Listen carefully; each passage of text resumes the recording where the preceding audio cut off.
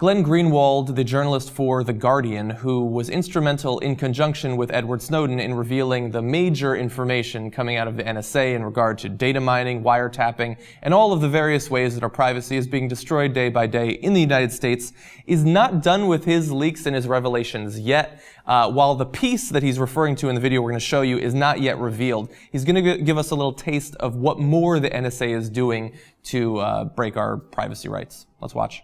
It talks about how a brand new technology enables the National Security Agency to redirect into its own repositories 1 billion cell phone calls every single day. 1 billion cell phone calls every single day.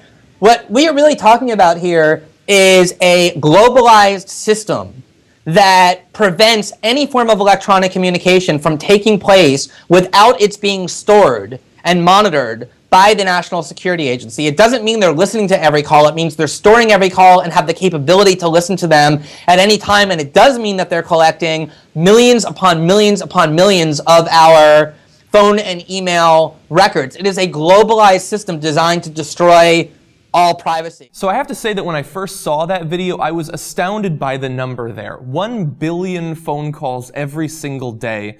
I understand that we have some powerful computers in the world now, but that still seems pretty mind-boggling. I also wouldn't have guessed that there even were 1 billion phone calls a day, but hey, I guess Glenn Greenwald knows better than me.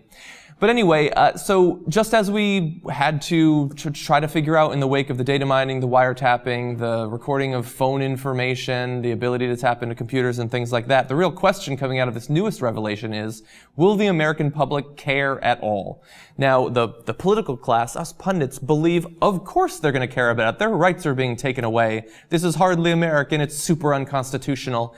And yet, we've seen the surveys coming out of the last few weeks after the previous rounds of revelations coming out of Greenwald and Snowden, and the American public doesn't seem to care as much as we would hope. So, latest polls coming out of during June said that when weighing the competing interests of investigating terrorism by invading our privacy in this way, and concerns for their privacy, people 62% to 34% were more worried about national security.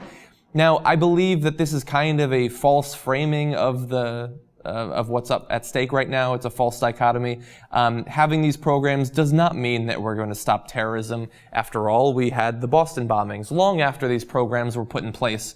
And so I have to say that as someone who follows politics very closely, has a lot of hope for the future of America, it's more than a little disheartening that the American public doesn't seem to care about their constitutional rights being shredded. Now, I hope that Glenn Greenwald, in revealing this, and granted, this was at the Socialism Conference in Chicago, not going to get a lot of coverage. Perhaps when he actually publishes his piece revealing this information, there will be more coverage of it. I hope that people will care. I hope that when he reveals the other little juicy tidbits about the NSA that we don't currently know, that people will care. Something needs to be done, because really, I think Obama and the government, and also the Republicans, hoping that they will be in power in the next few years, they're watching to see what the response of the American public is going to be to this information coming out. And if 2 to 1 people think it's perfectly fine, why would the government do anything to curtail these actions? If anything, they would expand them in the future. It's only natural. The American public seems to be saying, we're okay with it. And that, as a liberal, I think is extremely unfortunate.